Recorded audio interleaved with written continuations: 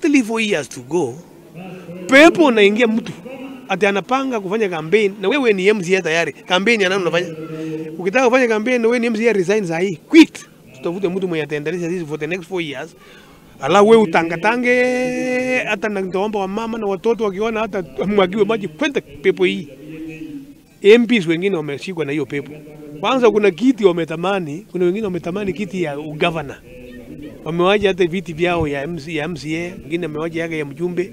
Kwani kuna nini hapa hii watu wanatafuta?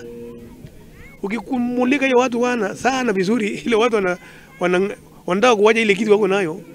Those guys walikuwa wamezoea vitu ya wizi. Na wanafikiri kiti ya governor na ofisi ya governor unaweza kuingiza mkono vile unataka. Kama tungelikuwa tunaingiza mkono vile unataka, hii shule singejenga. Why did it take over 60 years hii shule ijengwe katika Komoro? Are you telling me there was no leader in Pokotland? Are you telling me there was none in Transvaia? Na sebe hapa.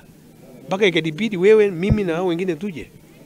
Tusiue uongozi ya nchi ya Kenya kwa sababu ya tamaa ndogo ndogo na wifu ndogo ndogo ama kubwa kubwa. Ujumbe ikonge kila boma na ikonge kila roho ya mtu mwenye anataka kutumia uongozi na nafasi ya raia ajitajirishe. Hiyo ikwame na ikome. Na wewe haya na ripoti ya kuma Korea